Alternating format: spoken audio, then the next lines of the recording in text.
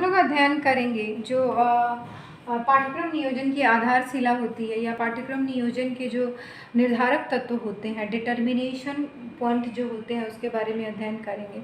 तो पाठ्यक्रम के बारे में आप जानते हैं कि पाठ्यक्रम क्या होता है, तो आज हम उसके डिटर्मिनेशन पॉइंट को अलग से जानते हैं कि जो उसकी आधारशिला होती है वो क्या होती है। तो जब भी हम आधारशिला की बात करते हैं, बेसिस की बात करते हैं या डिटर्मिनेशन पॉइंट की बात करते हैं, निर्धारक तत्वों की बात करते हैं, तो इसमें 3 बहुत इंपॉर्टेंट फैक्ट आते हैं। एक तो आपका हो गया कि पाठ्यक्रम निर्धारक के दार्शनिक आधार होते हैं, दूसरा आपका होता है सोशोलॉजिकल बेसिस होते हैं जिसको समाजशास्त्रीय आधार बोलते हैं, और तीसरा मनोवैज्ञानिक आधार होता है। तो इसको 3 भाग में डिवाइड किया गया है, दार्शनिक आधार, समाजशास्त्रीय आधार और मनोवैज्ञानिक आधार। तो इस तीनों को अलग से हम जानेंगे कि ये तीनों बेसिस क्या होते हैं। तो आज हम जानते हैं कि जो शिक्षा के नियोजन की आधारशिला के दार्शनिक आधार है, तो दार्शनिक आधार में किन बातों की बात की गई है। तो दार्शनिक आधार में है कि जब भी हम दर्शन की बात करते हैं तो दर्शन क्या होता है, फिलॉसफी ऑफ लाइफ, हमारा जो लाइफ के प्रति नज़रिया होता है, सोचने का तरीका होता है, उसे हम फिलॉसफी ऑफ लाइफ कहते हैं। तो हम जब भी फिलॉसफी की बात करते हैं तो फिलॉसफी हमारे सोचने का तरीका होता है, और जब हम उस फिलॉसफी को अप्लाई करते हैं, जो कार्य करने का ढंग होता है, वो शिक्षा कहलाता है। तो कहीं ना कहीं से शिक्षा एक दर्शन, शिक्षा और दर्शन, शिक्षा तथा दर्शन, शिक्षा और दर्शन एक ही सिक्के के 2 पहलू हैं। मतलब कि शिक्षा और दर्शन की बात हो रही है तो ये एक ही सिक्के के 2 पहलू होते हैं। कैसे? जैसे कि अगर हम दर्शन की बात करते हैं कि आपको महात्मा गांधी बहुत अच्छे लगते हैं, तो आप क्या करोगे? अगर आपको महात्मा गांधी पसंद हैं तो उनका दर्शन आपको पसंद है, और आप उनके दर्शन पर कैसे चलोगे? तो कहीं ना कहीं एजुकेशन हासिल करके उनके फिलॉसफी को समझोगे, उनके लाइफ को समझोगे कि उनका लाइफ कैसा था, वो किस तरह लाइफ स्पेंड करते थे। तो सारी चीज़ों को आप एजुकेशन के थ्रू अप्लाई करोगे और अप्लाई मोड में आओगे। तो बोल सकते हैं कि जो एजुकेशन है वो अप्लाई मोड है, और जो शिक्षा और जो दर्शन होता है वो क्या है, एक सैद्धांतिक पक्ष है, और जब उसको हम अप्लाई करते हैं तो वो हमारा शिक्षा के रूप में आ जाता है। तो दर्शन सैद्धांतिक है और शिक्षा हमारा अप्लाई मोड है, व्यवहारिक पक्ष है। शिक्षा दर्शन की गतिशील अवस्था है, अर्थात जो होता है दर्शन लिखी हुई बातें होती हैं कि आपको ये जीवन के प्रति ये करना चाहिए, वो करना चाहिए, लेकिन उन सभी चीज़ों को आप क्या करते हैं, शिक्षा के द्वारा आप उसको गतिशील अवस्था में लाते हैं, डायनेमिक फेज में लाते हैं। शिक्षा प्रकृति में व्यवहारिक है, जबकि दर्शन सैद्धांतिक। अभी मैंने बताया है कि शिक्षा जो होता है व्यवहारिक होती है, और जबकि दर्शन जो बनी बनाई बातें थ्योरेटिकल वे में होती है। तो वहाँ से उस प्रिंसिपल्स को हम उठा के अपने एजुकेशन में शामिल करते हैं। दर्शन पाठ्यक्रम निर्धारण को दिशा प्रदान करती है। जो भी दर्शन होता है, फिलॉसफी होता है, वो हमारा जब भी हम करिकुलम बनाते हैं तो उस करिकुलम को एक दिशा प्रदान करती है। दर्शन पाठ्यक्रम का मेरुदंड है, बैकबोन के रूप में माना जाता है। जब भी हम करिकुलम फॉर्मेशन की बात करते हैं, करिकुलम बनाते हैं, पाठ्यक्रम का डिटर्मिनेशन करते हैं, तो हम फिलॉसफी शामिल ही करते हैं, क्योंकि जीवन सोचने का जो तरीका है, जो जीवन जीने का तरीका है, वो ज़रूर हम करिकुलम में इन्वॉल्व करते हैं। तो इसीलिए दर्शन जो होता है पाठ्यक्रम को बैकबोन या मेरुदंड के रूप में माना जाता है। अब हम जानते हैं कि जो दार्शनिक आधार है उसमें कितने फेजेस हैं। तो मेन इसमें बहुत सारे फेजेस हैं, लेकिन आपको मेन जो होता है 4 जानना है, उसी 4 के बारे में हम यहाँ बात करते हैं। तो पहला होता है आदर्शवाद। आदर्शवाद आइडियलिज्म की बात करता है। आइडियलिज्म क्या बोल सकते हैं कि जो आइडियलिज्म होता है, आइडिया होता है, ये आइडिया पे बेस होता है। इसमें बोला जाता है कि हमारा आध्यात्मिक विकास होना चाहिए, और किसी भी आइडिया को हमको जो होता है ज़्यादा महत्व दिया जाता है। तो आइडिया को ज़्यादा महत्व देना, हम देखते हैं कि जो टीचर सेंट्रिक मेथड आप लोगों ने पहले पढ़ा है, या टीचर सेंटर जहाँ में होता है, या सब्जेक्ट सेंटर में जहाँ पे होता है, वैसे एजुकेशन को हम आइडियलिज्म से रिलेट कर सकते हैं। तो आइडियलिज्म में आइडिया को ज़्यादा फोकस किया जाता है, आइडिया को ज़्यादा महत्व दिया जाता है। तो ये विषय आधारित पाठ्यक्रम पर जब भी हम आइडियलिज्म को फॉलो करके अपना करिकुलम तैयार करेंगे, तो वहाँ पर हम विषय आधारित पाठ्यक्रम की बात करेंगे। उसके बाद मस्तिष्क जो होता है विचारों को महत्व देता है। इसमें मस्तिष्क को और विचारों को महत्व दिया जाता है। और इसमें जो होता है शिक्षा को आदर्शवाद, अब जैसे सब्जेक्ट सेंटर एजुकेशन है, उसमें हम महत्व ज़्यादा किसको देते हैं, टीचर को देते हैं। तो इसमें शिक्षा को ज़्यादा महत्व दिया जाएगा। अगर हम आइडियलिज्म को फॉलो करते हुए करिकुलम का फॉर्मेशन करते हैं, या डिटर्मिनाइन करते हैं, निर्धारक बनाते हैं, तो वहाँ पर हमें इन बातों का महत्व देना होगा। एक तो सब्जेक्ट सेंटर होगा, मस्तिष्क विचारों का महत्व देगा, शिक्षक जो होता है मेन सेंटर होता है। तो जब भी इस तरह से एक नंबर के अगर क्वेश्चंस बनते हैं तो उसमें बनेंगे कि विषय आधारित पाठ्यक्रम की बात किस दार्शनिक आधार पे की जाती है, किस दार्शनिक की बात करता है। तो अगर इतना दिया रहेगा तो उसमें आप आदर्शवाद लिख सकते हो।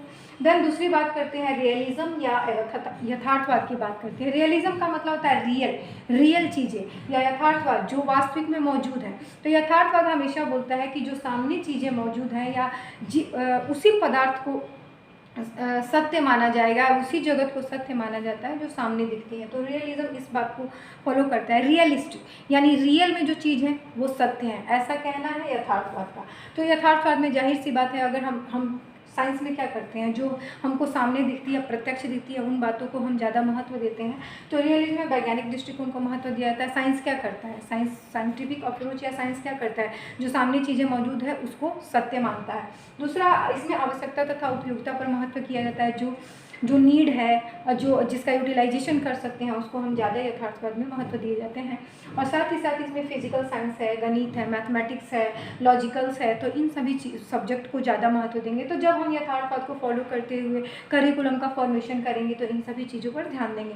उसके बाद हम चलते हैं प्रकृतिवाद, नेचुरलिज्म। रविन्द्रनाथ टैगोर इसके बहुत बड़े समर्थक थे। रविन्द्रनाथ टैगोर के नाम से हम इसे जानते भी हैं यहाँ पर, हालांकि रूसो प्लेटो के द्वारा भी किया गया था, लेकिन इंडिया में रविन्द्रनाथ टैगोर इसके मेन अप्रोचेस माने जाते हैं। तो प्रकृतिवाद यानी प्रकृति पर आधारित एजुकेशन सिस्टम प्रोवाइड करना, यहाँ पर बर्डन नहीं डालना है। आप शांति निकेतन जानते हैं जो रविन्द्रनाथ टैगोर के द्वारा, उसमें क्या नेचुरलिज्म पे छोड़ दिया जाता है, प्रकृति की ओर लौटो, प्रकृति पर बच्चों को छोड़ दिया जाता है कि वहाँ पे बर्डन नहीं डाला जाता है। और शिक्षा जो होती है छात्र की प्रकृति के अनुकूल दिया जाता है, यहाँ पर बर्डन नहीं डाला जाता है। बच्चे जो होते हैं विभिन्न प्रकार की एक्टिविटीज़ करते हुए उनको एजुकेशन प्रोवाइड किया जाता है। इंद्रिय प्रशिक्षण पर बल दिया जाता है, यानी उनका जो सेंस ऑर्गन है जितना वो कर सकते हैं उतना ही पर बल दिया जाता है।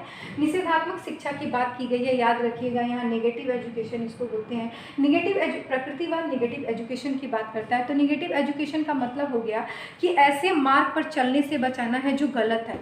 कोई एजुकेशन उनको देना या नहीं देने की बात नहीं करता, ये बोलता है कि बालक को ऐसी शिक्षा देना है जो उसकी गलतियों से रक्षा करे। तो निषेधात्मक एजुकेशन का मतलब हो गया, निषेधात्मक शिक्षा का मतलब हो गया नेगेटिव एजुकेशन मीन्स कि उनको गलती से ऐसी शिक्षा प्रोवाइड करनी है जिससे वो गलती से बच सके। ठीक है, तो प्रकृतिवाद के अकॉर्डिंग अगर हम करिकुलम बनाएंगे तो छात्र की प्रकृति के अनुकूल बनाएंगे, इंद्रिय प्रशिक्षण पर बल देंगे और साथ ही साथ नेगेटिव एजुकेशन की बात करता है। ठीक है, अब हम आते हैं प्रैग्मेटिज्म जो रियलिस्टिक चीज़ें होती हैं। प्रोजेक्ट विधि आप पढ़े हैं जो जॉन डीवी के द्वारा दिया गया था। तो इसमें जॉन डीवी इसके बहुत बड़े समर्थक थे। प्रयोजनवाद में जो होता है वो सत्य की कसौटी कुछ नहीं होती है। सत्य की कसौटी वही होती है जिसको प्रयोग द्वारा निर्धारित किया जा सकता है, यानी वही सत्य है जिसको हम प्रयोग के द्वारा अनुभव कर सकते हैं या प्रयोग के द्वारा सिद्ध करते हैं। तो इसमें अनुभव और प्रयोग को ज़्यादा महत्व दिया गया है। इसमें स्वमूल्य निर्धारण की बात की गई है। मूल्य पहले से बनी हुई चीज़ नहीं है, बल्कि मूल्य वही है, वैल्यू वही है जिसको हम एक्सपेरिमेंट करते हुए बनाते हैं। मतलब समझ रहे हैं, क्रिया करते हुए अगर हम कोई क्रिया कर रहे हैं और उसका रिजल्ट हमको अच्छा मिल गया तो हम उस क्रिया को अच्छा मानेंगे और उसको काम को करेंगे। लेकिन अगर उसका रिजल्ट हमको सही नहीं मिल रहा है तो हम उस क्रिया को करना बंद कर देंगे। तो ये हमेशा स्वयं मूल्य निर्धारण की बात करता है। मानव शक्ति को स्वीकार करता है कि मानव शक्ति ही सत्य है और मानव अपनी क्रिया के द्वारा अच्छे कार्यों को करते हुए अगर कुछ अच्छा एक्सपीरियंस करता है तो वही अनुभव हमारे लिए मान्य है। जीवन उपयोगिता पर आधारित होता है और साथ ही साथ इसमें एक्टिविटीज़ को बहुत ज़्यादा महत्व दिया जाता है। प्रोजेक्ट विधि इसी का एक देन है। तो आज हमने जाना है कि पाठ्यक्रम नियोजन की जो आधारशिला होती है वो क्या होती है। तो याद रखिएगा कि शिक्षा जो होता है, शिक्षा और दर्शन एक ही सिक्के के दो पहलू होते हैं। और शिक्षा में फिलॉसफी में हम बोल सकते हैं कि एक बेस बना हुआ है, वो रखा हुआ है और उसको चलाने का काम कौन कर रहा है, जो फिलॉसफी रखी हुई है, फिलॉसफी में बातें कह दी गई हैं। और एजुकेशन जो होता है उसको एक गति प्रदान कर रहा है। तो जब भी हम करिकुलम बनाएंगे तो जो फिलॉसफी रखी रखाई है उसको हम फॉलो करेंगे, तभी तो बच्चों तक पहुंचेगी और बच्चे उसकी गत्यात्मक अवस्था प्रदान करेंगे। तो जब भी हम बहुत इम्पॉर्टेंट है, इसके बारे में बोला भी गया है कि दर्शन पर पाठ्यक्रम का जितना प्रभाव पड़ता है उतना शिक्षा के किसी अन्य पक्ष पर नहीं पड़ता है। तो जब भी हम करिकुलम बनाते हैं तो हम क्या करते हैं, दर्शन को फॉलो ही करते हैं। तो यही ऐसा संभव नहीं है कि कोई भी दार्शनिक विचारधारा विकसित तो हो जाए परंतु वह संबंधित समाज के पाठ्यक्रम को प्रभावित न कर पाए। अभी तक जो भी दार्शनिक विचारधाराएं विकसित हुई हैं उनमें प्रमुख विचारधाराएं जो होती हैं यही हैं, और ये सभी जो होती हैं हमारे एजुकेशन सिस्टम को प्रभावित करती हैं। तो ये बहुत इंपॉर्टेंट है आपका जो एजुकेशन, जब भी हम करिकुलम बनाते हैं तो करिकुलम में हम आदर्शवाद, यथार्थवाद, प्रकृतिवाद, प्रयोजनवाद, इन सभी चीज़ों को ध्यान में रख कर ही बनाते हैं। कभी कभी आप सुनते हैं ना कि ये जो करिकुलम बनाया गया ना वो प्रैग्मेटिज्म को फॉलो करता है, या कोई करिकुलम प्रकृतिवाद को फॉलो करता है, या कोई करिकुलम यथार्थवाद को, या कोई करिकुलम आइडियाज़ को जो आध्यात्मिकता विकास की करता है आइडिया को फॉलो करता है। तो ये बहुत इंपॉर्टेंट चीज़ है, आप लोग इसको एक बार ऑब्जेक्टिव क्वेश्चन के लिए भी जरूर तैयार कर लीजिएगा। तो आज हमने पढ़ा कि पाठ्यक्रम नियोजन की आधारशिला का जो दार्शनिक पॉइंट है इसको इसी के साथ ये समाप्त होता है। Thank you so much.